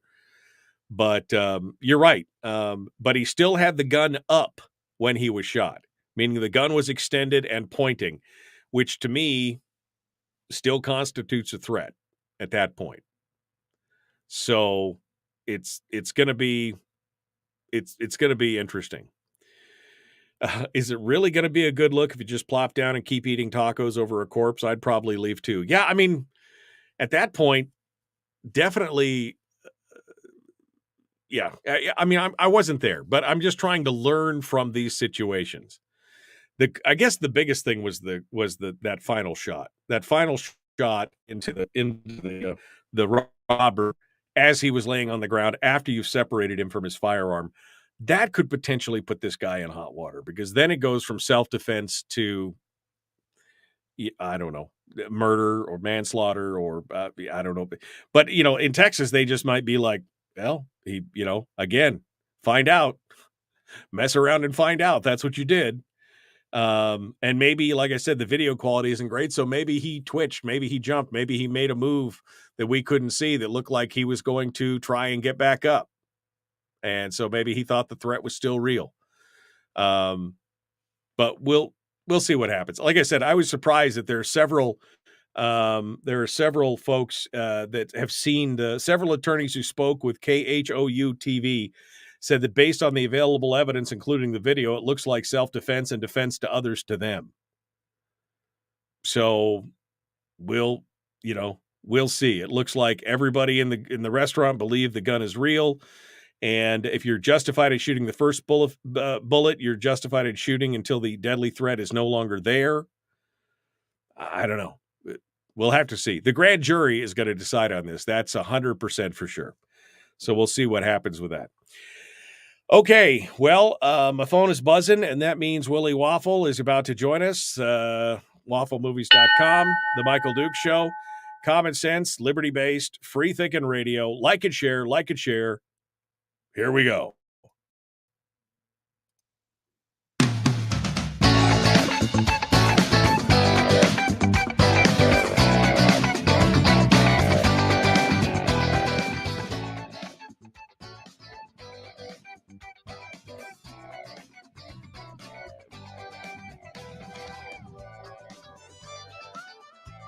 Okay, I'm ready. I'm ready. I'm ready. God, I'm ready for the weekend already. That means to christen the weekend, we got to bring in our buddy, the one, the only, the man, the myth, the legend, Willie Waffle, WaffleMovies.com. He comes on board to share with us this morning. We're doing some stuff in theaters and maybe some streaming news and some other things. Good morning, my friend. What's happening? There's all sorts of goofiness on the way in just moments. We're moments away from goofiness. I mean, anybody's listening to this program knows it's already here. I mean, the goofiness has arrived. I mean, Okay, well, let's get into this. I'm a nerd. There's no doubt about it. Everybody knows it. I'm a nerd. They know that I love Dungeons and Dragons, and I just don't know how to feel about this first bit of news. because Willie, they're going to try and destroy my franchise again, I guess, or something. I don't know. Give me the news. They here. are. Yeah, they're trying to fully exploit Dungeons and Dragons in every way possible. So, yes, Paramount has made a deal. Paramount Plus this March. Oh no, I'm sorry. Let me take that back. So Paramount Plus is going to air a Dungeons and Dragons program. They made a deal with the E1 Studio. That's the people who are behind the series, and Paramount got the deal because dun, dun, dun, they're releasing a Dungeons and Dragons movie on March 31st. Yeah, I'm kind of excited about that. I mean, to be honest with you, though, I've seen the rushes, I've seen the trailers. Chris Pratt. It's going to be Honor Among Thieves, Dungeons and Dragons, Honors Among Thieves. I'm wondering how it's going to be. But is this straight to the series on Paramount Plus? Is it going to be the same characters, or is it in that universe, or what's the deal? Now, what they've said is that the movie and the series are not necessarily tied together. So, Okay. it sounds like right now they're just using the title because they know it's going to get your attention. And this is the part I really love. This is the part I really love. The reason Paramount Plus won the bidding war is because they said, "Oh, just go make the series, and we're going to put it on. We're not going to require a pilot or have any input. You just give us whatever you got." Right. Oh, baby, that never works out. Yeah. That never, ever, ever works out well. Well, because everybody wants to jump on the D&D train. Quite honestly, even D&D, Wizards of the Coast and Hasbro, they wanted, I don't know, again, this is very much down into nerddom, but Wizards of the Coast just decided to change their open gaming license, which allows all these third-party people to create universes and stuff using the D&D rules, and they just it got leaked last week that they're going to change everything, and then they're going to demand a portion of your monies and everything. Everybody's trying to cash in on D&D. And of course, Critical Role, which it was the largest Kickstarter in history for movies and video and film. They did $10 million, and they have a series now on Amazon, which is amazing. But everybody wants to cash in. So they said, D&D? Yeah, let's do one. And they got Chris Pratt. I mean, that's some pretty good horsepower, but I could understand why they wouldn't be able to pay him for a series. Oh yeah, it would be pretty hard to get him for a series. But what are you gonna get? Because everyone's gonna have some expectations. They're gonna want it to be like that movie if the movie does well. Yeah, I could see that. Well, we'll have to see. When does the series drop on Paramount Plus? I don't know yet. It was just picked up over the past week, so it'll be sometime after the movie. My guess is fall, winter, somewhere in there. Okay. All right. Well, we'll be looking forward to it. It's a long time to wait. Yeah, it is. March 31st, though, for the movie Dungeons & Dragons Honor Among Thieves. I can't wait to see what you have to say about that one. All right. Well, we know it. Avatar, box office records. And we know that sequels, baby, that's how you make your money. Sequels, 3, 4, 5, they're all happening. In fact, 3 is already done, right? Yeah, it's already done. So, James Cameron made no shyness, no secret about it. Earlier this year, he said, listen, I've already made 2 and 3. They're done. Number 3 is in the can. It's ready to go. And if number 2 makes a lot of money, hey, I'm in for 4 and 5. Well, they made a lot of money, lot of money. Yeah. Because give me the deets on that. Aren't they in one of the biggest movies of all time now? Yeah, they're right up there. I want to say they're sitting at number 7 or 6 all time right now. And give it. I mean, it's gotten an extension in China in a way that most movies do not get extensions like that. So that's going to add to it. Yeah, this could very easily be the biggest movie of all time in a couple months. Yeah. Because it just keeps playing and playing and playing. And even James Cameron, he knows. I mean, he was doing an interview. I don't know if you saw the thing he did. I think it was on HBO Max. And he said, yeah, I know what I'm doing for the next 6 or 7 years. Yeah. He's already got, and this was the thing that surprised me. He admitted part of 4 has already been filmed. I was like, dude, he had some confidence this thing was going to make some money. That's bodacious. That's big brass ones when you're like, yep, I made 3 already. It's done. And I've already filmed part of 4. There you go. Yeah. And he's written 4 and 5 already. So he's right. I don't know. I guess when he says 6 or 7 years, he's talking about all the CGI work that they're going to have to do because it sounds like everything else is moving along like a rocket. That's crazy. That's crazy. All right, so we're going to see more. I guess I have to watch the first one now. I mean, I don't know. Okay. Paul McCartney should have not tried to relive history. Right? No. Tell me about this. That's right. I like to call this one Paul McCartney should not have done it in the road. Okay. Okay. And so this is amazing. So his daughter, of course, is trying to capitalize on all of his fame. And his daughter, Mary, has been promoting a documentary that she filmed about the Abbey Road Studios. It's actually playing on Disney Plus right now. Right. And while they were over there in London a few days ago and promoting this, she says, "Dad, here we are at Abbey Road Studios. Wouldn't it be really cool if I took a picture of you recreating the photo?" Right. That's right. The band crossing the road, crossing Abbey Road. Right. Yep. So Dad's all into it and almost dies. What? Because some idiot driver decided he didn't have to stop for Paul McCartney, who was crossing Abbey Road at the time. Oh my God. And he almost hit Paul McCartney. Wow. That would have been, Yeah. That would have been bad. That would have been some deep, deep, serious irony. Paul McCartney dies at the Abbey Road crossing. That would have been like, ooh. Oh my God. And just, and for people who don't know the even deeper story to this, one of the grand rumors and conspiracies of the 1960s was that Paul was crossing the road barefoot because Paul was dead, people. Because Paul was dead? Okay. That's right. You don't remember this deal? God, I don't remember this. Oh God. So there's this whole conspiracy around the fact that Paul McCartney at some point got into a car accident and died. But the Beatles were so famous, they had to get a replacement for him. And they were allegedly leaving clues in the music and in photos. Like, if you play this one song backwards, it says Paul is dead. The picture of him crossing Abbey Road, he doesn't have any shoes or socks on because that's how they bury you in England. You don't have any shoes and socks on, you're barefoot. Oh yeah, there's a whole thing to it. So, Paul McCartney getting hit by a car and dying while crossing Abbey Road would have been the most ironic story in the history of the world. That would have closed the circle. That would have been it right there. That would have been everything. All right, and here's my final story, and I gotta laugh at this one because this is awesome. Nicolas Cage. Gotta love Nick Cage, man. That guy is he's a powerhouse. But it has just come out that Nicolas Cage will not play a Jedi. Not because he doesn't have the opportunity. No, he's got a whole other reason. I love this so much. So, he became friends with Pedro Pascal, who most of us know as the Mandalorian. Right. While they were making The Unbearable Weight of Massive Talent, very funny movie. You can get that over the streams right now. You got to check that out.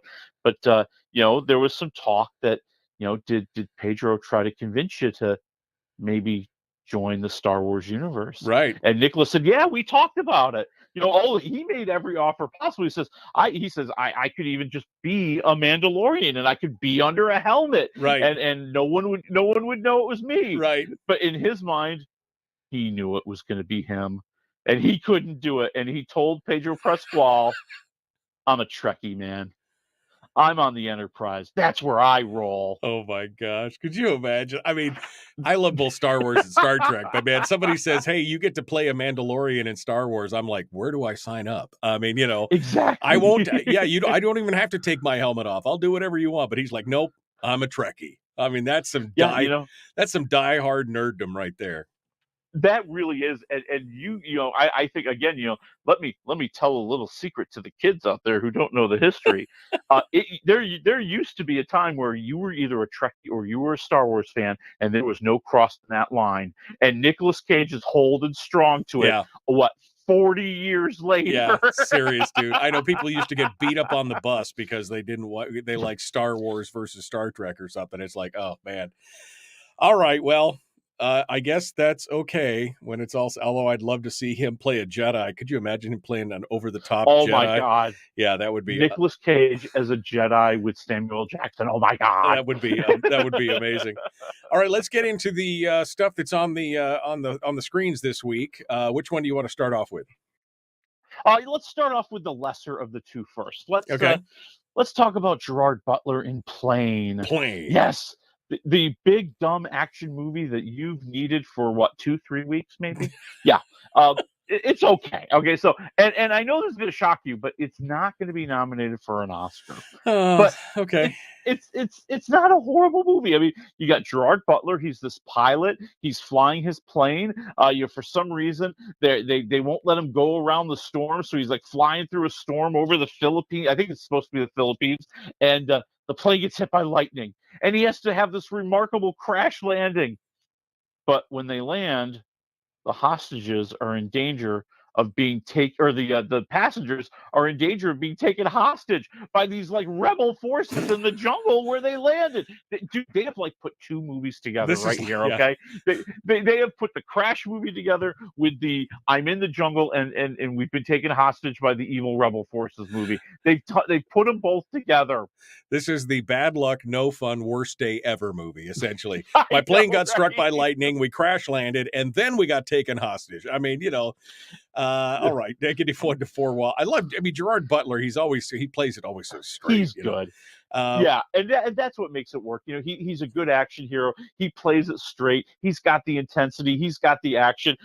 And of course there's all sorts of just helpful things that happen. Like one of the passengers on the plane is like this prison who's being extradited for murder. Well, he's going to know how to use a gun. That's going to be helpful. But I'm going to go 2.5 waffles because it's just it is straight action enough to be entertaining enough. Like, they're not going to let dialogue get in the way. They're not going to let character development get in the way. There's just going to be some hand-to-hand fights and some shooting, and that's what you need. Right. No pitfalls in this movie. Okay. All right. Good. So that takes us over to the new Tom Hanks movie, which we got about 1.5 minutes on.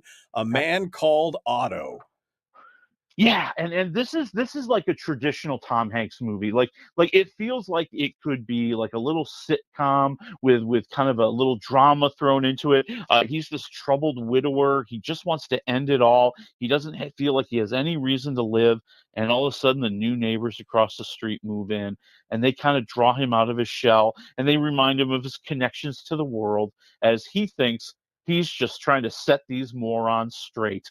And what he doesn't realize is they're saving him. They're saving him in every way possible. That's crazy. So this is like the feel good movie that we were all looking for. It really is. Yeah.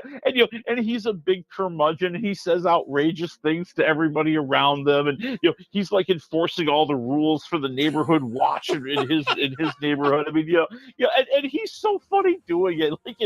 Like you don't get angry at him because he's just so lovable, but he's out of control. And then as you learn more about what he's been going through, they kind of give you his story throughout the movie, kind of weaving it into the action and into the scenes that we're watching happening in front of us. And darn it, by the end, I'm going 3 waffles because you're ready to just shed. Nice. Yes. Well, good. We could shed one manly tear. We could use some. I don't cry at all ever.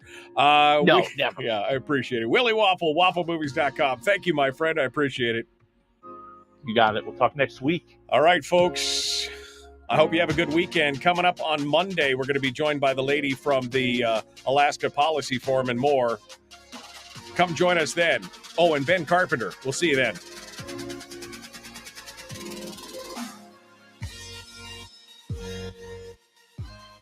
I mean, how long has it been since we've seen Tom Hanks in kind of a feel-good...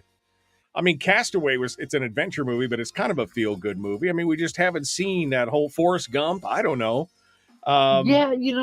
He's been doing a lot of kind of weird, different things, but nothing that's just kind of like the heart-stringing, everyman feel-good. No, this is really kind of a return to all that. I mean, he was taking his chance in Pinocchio.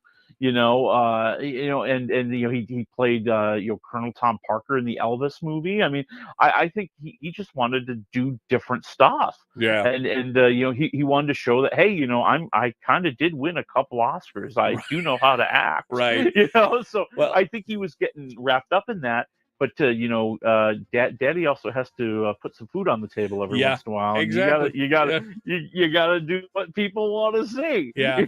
Well, it was after his turn in Cloud Atlas that he realized, oh, maybe I need to do something. Oh God! If I never hear Cloud Atlas again, what was I will be so happy. What was your waffle meter on that one? Because I don't think we ever talked about it.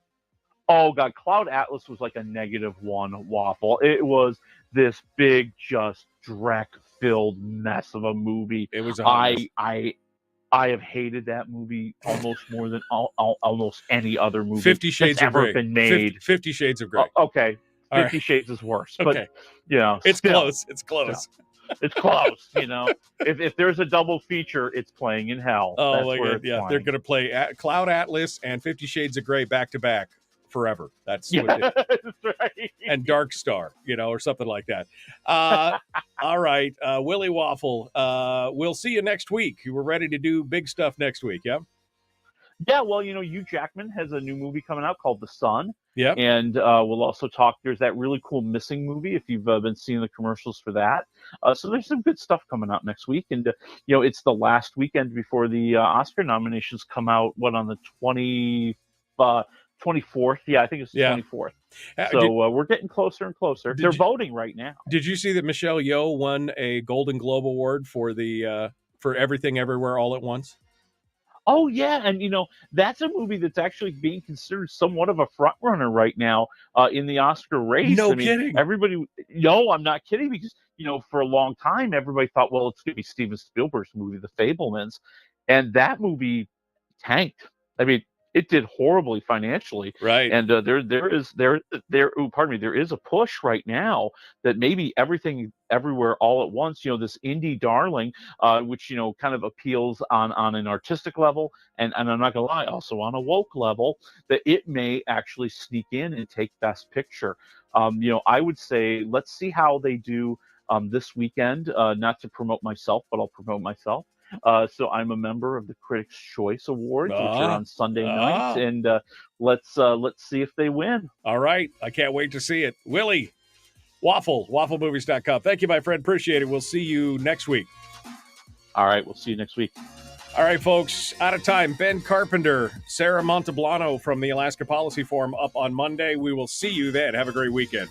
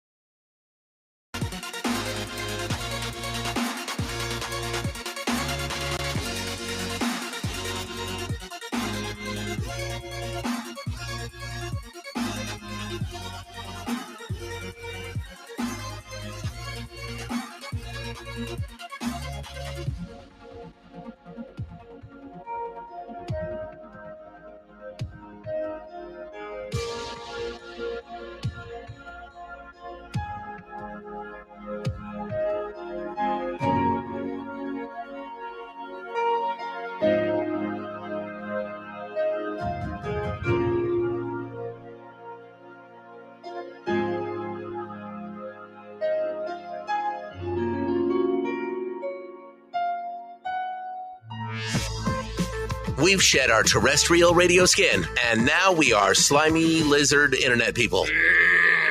It's the Michael Duke Show.